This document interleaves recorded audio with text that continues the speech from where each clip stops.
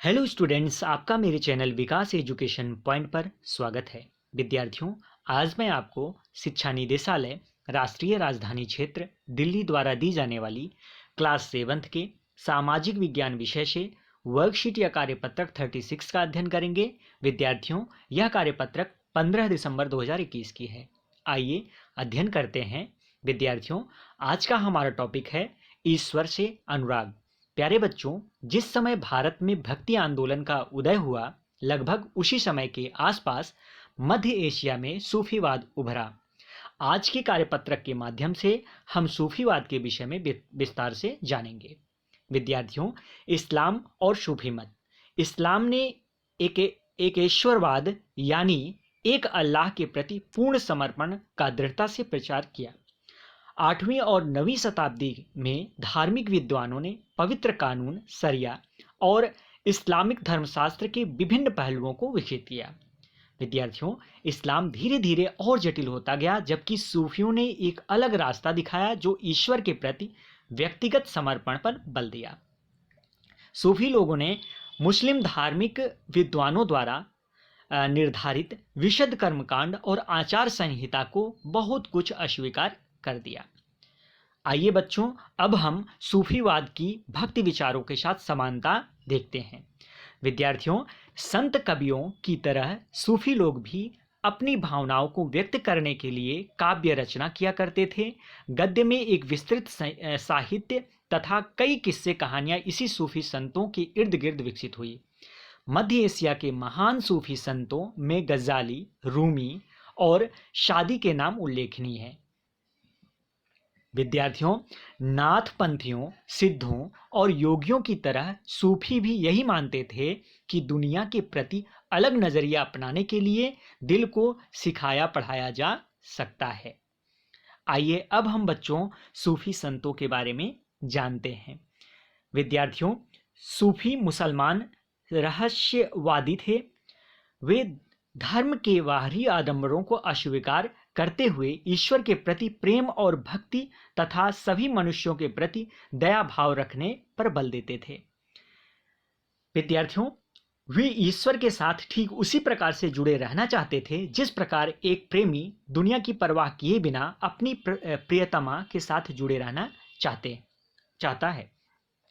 उन्होंने किसी औलिया या पीर की देखरेख में जिक्र या नाम जप, चिंतन, समा जिसे गाना, रक्ष, नृत्य, नीतिचर्या, सांस पर नियंत्रण आदि के जरिए प्रशिक्षण की विस्तृत रीतियों का विकास किया। इस प्रकार आध्यात्मिक सूफी उस्तादों की पीढ़ियों सिलसिलाओं का प्रादुर्भाव हुआ। इनमें से हर एक सिलसिला निर्देशों व धार्मिक क्रियाओं का थोड़ा बहुत अलग तरीका अपनाती थी। खानका के बारे में बच्चों अब जान लेते हैं। सूफी संस्था जहां सूफी संत अक्सर रहते भी थे, उसे हम खानका कहते हैं। बच्चों, सूफी संत अपने खानकाहों में विशेष बैठकों का आयोजन करते थे जहां सभी प्रकार के भक्तगण, जिनमें शाही घरानों के लोग तथा अभिजात और आम लोग भी शामिल होते थे। बैठकों में वे आध्यात्मिक विषयों पर चर्चा करते थे। लोग दुनियादारी की समस्याओं को सुलझाने के लिए संतों से आशीर्वाद मांगते थे अथवा संगीत तथा नृत्य के जलसों में ही शामिल होकर चले जाते थे। आइए अब बच्चों सूफीवाद और भारत के बारे में हम पढ़ते हैं। विद्यार्थियों, 11वीं शताब्दी से अनेक सूफी जन मध्य एशिया से आकर हिंदुस्तान में बसने लगे। दिल्ली सल्तनत की स्थापना के साथ यह प्रक्रिया उस समय भी और मजबूत हुई जब उपमहाद्वीप में सर्वत्र बड़े बड़े अनेक सूफी केंद्र विकसित हो गए। चिश्ती सिलसिला इन सभी सिलसिलों में सबसे अधिक प्रभावशाली था। इसमें औलियाओं की एक लंबी परंपरा थी, जैसे अजमेर के ख्वाजा मोइनुद्दीन चिश्ती, दिल्ली के कुतुबुद्दीन बख्तियार काकी, पंजाब के बाबा फरीद, दिल्ली के ख्वाजा निजामुद्दीन औलिया और गुलबर्ग के बंदा नवाब गिसुद्राज। बच्चों, कश्मीर में 15वीं एवं 16वीं सदियों में सूफीवाद के ऋषि पंथ का उदय हुआ। इस पंथ की स्थापना शेख नूरुद्दीन वली जिन्हें नंद ऋषि के नाम से भी जाना जाता है, ने की, और जिसने कश्मीर के लोगों के जीवन पर गहरा प्रभाव डाला है। ऋषि संतों को समर्पित कई स्मारक कश्मीर के कई भागों में पाए जाते हैं। ठीक है विद्यार्थियों, यह था आज का हमारा कार्यपत्रक। आइए अब दिए गए प्रश्नों के उत्तर करते हैं। तो बच्चों कुछ प्रश्न दिए गए हैं। प्रश्न यहाँ पर देखिए, प्रश्न 1, 2 और 3। तो एक एक करके प्रश्नों को पढ़ते हैं और दिए गए प्रश्नों के उत्तर लिखते हैं। तो पहला प्रश्न है बच्चों, सूफियों के प्रमुख आचार व्यवहार क्या थे? तो इसका आंसर हम लिखेंगे बच्चों, सूफी संत ईश्वर के साथ ठीक उसी प्रकार से जुड़े रहना चाहते थे जिस प्रकार एक प्रेमी दुनिया की परवाह किए बिना अपनी प्रियतमा के साथ जुड़े रहना चाहता है। तो इस प्रकार से पहले प्रश्न का उत्तर हम लिख लेंगे बच्चों।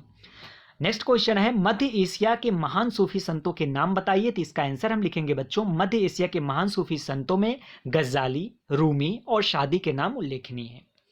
नेक्स्ट क्वेश्चन है और लास्ट क्वेश्चन है बच्चों, सूफीवाद और भक्ति के विचारों में समानता बताइए। तो इसका आंसर लिखेंगे बच्चों, सूफीवाद और भक्ति विचारों के साथ समानता। तो इसमें हो जाएगा, पहला लिखेंगे, संत कवियों की तरह सूफी लोग भी अपनी भावनाओं को व्यक्त करने के लिए काव्य रचना किया करते थे। गद्य में एक विस्तृत साहित्य तथा कई किस्से कहानियां इसी सूफी संतों के इर्द गिर्द विकसित हुई। और सेकंड लिखेंगे बच्चों, नाथपंथियों, सिद्धों और योगियों की तरह सूफी भी यही मानते थे कि दुनिया के प्रति अलग नजरिया अपनाने के लिए दिल को सिखाया पढ़ाया जा सकता है। तो इस प्रकार से बच्चों प्रश्नों के आंसर हमें कर लेने हैं। यह था आज का हमारा कार्यपत्रक। बच्चों कोविड-19 जैसे महामारी से सुरक्षित रहने के लिए हमें नियमित रूप से अपने हाथों को साबुन व पानी से धुलना चाहिए। धन्यवाद।